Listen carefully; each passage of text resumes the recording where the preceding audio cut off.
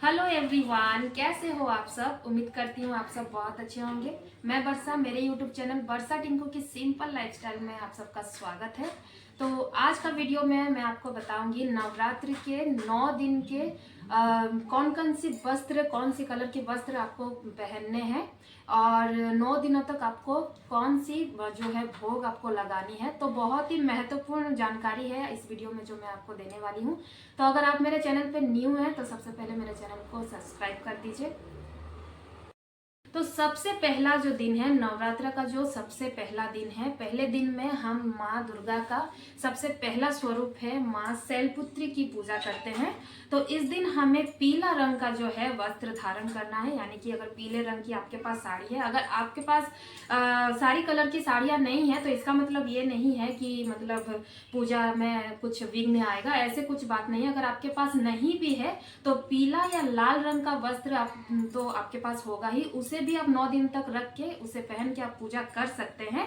लेकिन ये शुभ माना जाता है, 9 दिन तक माँ की अलग अलग जो रंग आती है उसे पहना जाता है। नहीं भी है तो कोई बात नहीं। तो सबसे पहला स्वरूप माँ शैलपुत्री की, जिसपे हम पहनेंगे पीले वस्त्र को।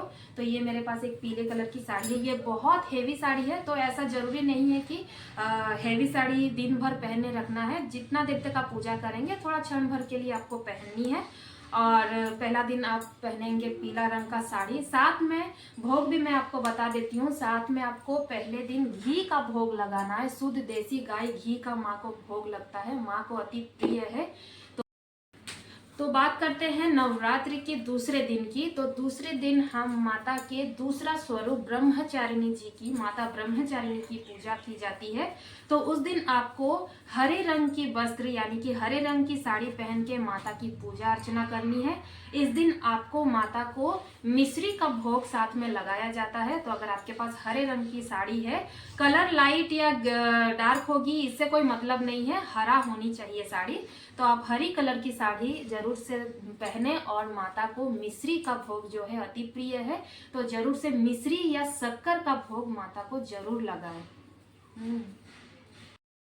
तो अब बात करेंगे हम लोग तीसरे दिन की। माँ दुर्गा की जो तीसरी स्वरूपा है वो है माता चंद्र घंटा, जिसकी पूजा हम ग्रे कलर की वस्त्र धारण करके, यानी कि अगर आपके पास ग्रे कलर की साड़ी है तो जरूर से आप उस दिन पहने। और माता का जो अति प्रिय मनपसंद का रंग है वो है ग्रे कलर। तो आप ग्रे कलर की साड़ी तीसरे दिन पहने और साथ ही में माँ को दूध से बनी हुई कोई भी भोग बनाई जाए। अगर दूध से बनी कोई मिष्ठान की भोग आप नहीं लगा सकते हैं तो आप दूध भी भोग में लगा सकते हैं।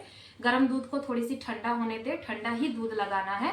या फिर दूध से बनी हुई बहुत सारी ऐसे मिठाई होती है, अगर आप बना सके तो बहुत अच्छी है। तो दूध से बनी हुई कोई भी भोग आप। अब बात करते हैं चौथे दिन की। नवरात्रि की चौथे दिन हमें माँ कुष्मांडा जी की पूजा करनी होती है, यानी कि दुर्गा माँ की चौथा स्वरूपा है कुष्मांडा देवी, जिनकी हमें पूजा करनी होती है। उस दिन आपको नारंगी यानी कि ऑरेंज कलर की साड़ी या वस्त्र धारण करनी होती है। तो ये जो मैं है एक साथ में आपको लाइन बाय लाइन लगा दे रही हूँ ताकि आपको कंफ्यूज ना हो। तो बस ऐसे ही मैं लगा दे रही हूँ ताकि आपको समझने में बहुत आसान हो। तो बस आपको चौथे दिन में आपको ऑरेंज कलर की साड़ी जो है वो पहननी है, नारंगी रंग की। साथ में आपको मालपुए का भोग है, माता को मालपुए भोग अति प्रिय है।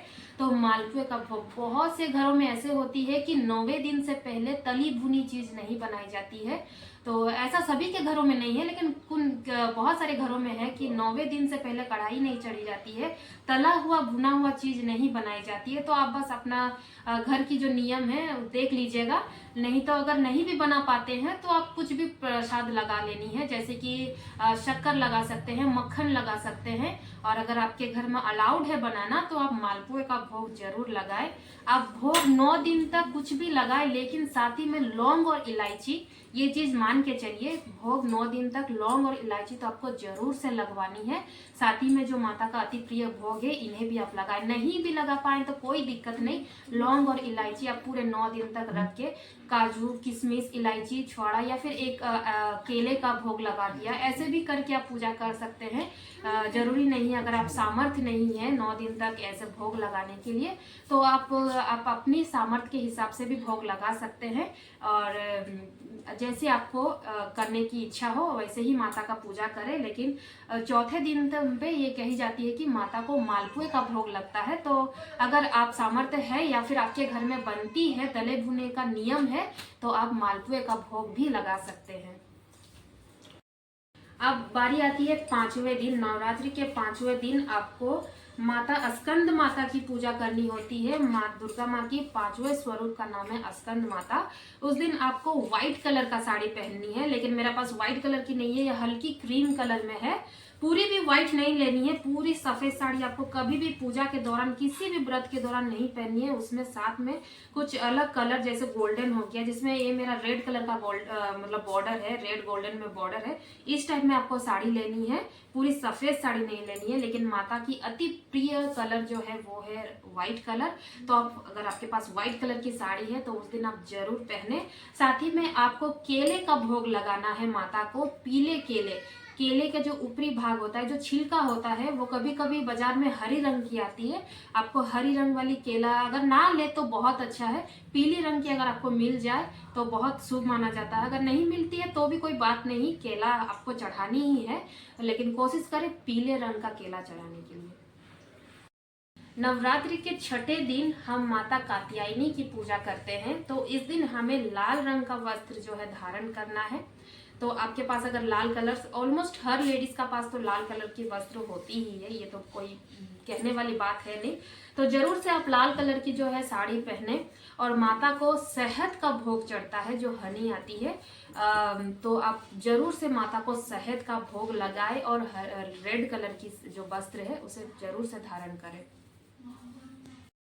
नवरात्रि के 7वें दिन मतलब जो महासप्तमी हम जिसे बोलते हैं, उस दिन माँ दुर्गा की सबसे भयंकर वाले रूप यानी कि कालरात्रि, माता कालरात्रि की पूजा होती है। तो उस दिन आपको एकदम ब्लू कलर का साड़ी पहननी है। ब्लू कलर का साड़ी अगर आपके पास हो तो आप जरूर से ब्लू कलर का साड़ी जो है पहने। और माता को गुड़ से बनी हुई कोई भोग या फिर गुड़ ही आप चढ़ा दे, इसमें कोई मतलब बात नहीं है। अगर आप गुड़ की कुछ बना सकते हैं तो बहुत अच्छी है, अगर नहीं बना सकते हैं तो माता को गुड़ का भोग जरूर लगाएं।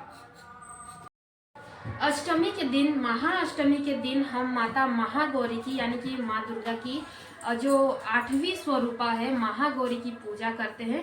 इस दिन आपको गुलाबी रंग की वस्त्र धारण करनी है। पिंक कलर है, ये एकदम से पिंक कलर है, पता नहीं कैमरा में ये आपको रेड दिख सकता है, लेकिन ये प्योर पिंक कलर की साड़ी है। तो इस दिन आपको जो है पिंक कलर की वस्त्र धारण करनी है, पिंक कलर की साड़ी पहननी है। साथ ही में आपको महागौरी माता को नारियल का जो भोग लगता है, तो आप जरूर से इस दिन महागौरी को नारियल का भोग लगाएं। नवरात्रि की जो आखिरी दिन होती है यानी कि जो 9 दिन का कठिन व्रत, 9वें दिन में जिस दिन आप कन्या पूजन करते हैं, उस दिन माता सिद्धिदात्री की पूजा की जाती है। तो उस दिन आपको बैगनी कलर यानी कि पर्पल कलर की जो है वस्त्र धारण करनी है। तो जरूर से आप पर्पल कलर की जो है साड़ी ले पहन ले। और उस दिन जो भोग लगती है, जो पूरी हलवा चना जो कन्या पूजन में भोग लगती है, तो इन सभी प्रसाद को आपको घर में बनानी है। पूरी चने की जो प्रसाद बनती है, हलवा, अगर चाहे तो खीर, और बिना लहसुन प्याज की कोई सब्जी भी बनाना चाहता है तो ऐसे आप बना ले। लेकिन जरूर से पूरी चना हलवा, ये 3 जो प्रसाद है आपको जरूर से माता को भोग लगानी है, कन्या पूजन करना है। तो ये जो है मैंने आपको पूरे 9 दिन की जो रंग की आपको वस्त्र धारण करनी है पूरी लाइन से मैंने लगा दी है। तो इसी तरह से आपको पूरे 9 दिन तक 9 अलग अलग रंग की वस्त्र धारण करनी है और अलग अलग भोग जो है माता को जो प्रिय है वो आपको लगवानी है। तो अगर आप सबको मेरा आज का वीडियो पसंद आया हो तो प्लीज़ ज़रूर से एक वीडियो को लाइक करें, क्योंकि बहुत ही ज़्यादा मेहनत लगता है एक वीडियो बनाने में। और साथ ही में कमेंट में जय माता दी ज़रूर से लिखें। अगर फिर भी आपका कुछ डाउट रह गया हो तो कमेंट में मुझे ज़रूर पूछ लें, मैं आप ज़रूर से आपको रिप्लाई दूंगी। तो ये जो है मैंने आपको पूरे 9 दिन की जो रंग की आपको वस्त्र धारण करनी है पूरी लाइन से मैंने लगा दी है। तो इसी तरह से आपको पूरे 9 दिन तक 9 अलग अलग रंग की वस्त्र धारण करनी है और अलग अलग भोग जो है माता को जो प्रिय है वो आपको लगवानी है। तो अगर आप सबको मेरा आज का वीडियो पसंद आया हो तो प्लीज़ ज़रूर से एक वीडियो को लाइक करें, क्योंकि बहुत ही ज़्यादा मेहनत लगता है एक वीडियो बनाने में। और साथ ही में कमेंट में जय माता दी ज़रूर से लिखें। अगर फिर भी आपका कुछ डाउट रह गया हो तो कमेंट में मुझे ज़रूर पूछ लें, मैं आप ज़रूर से आपको रिप्लाई दूंगी। तो बस आज का वीडियो कैसे लगा ज़रूर से बताइएगा। आज के लिए इतना ही।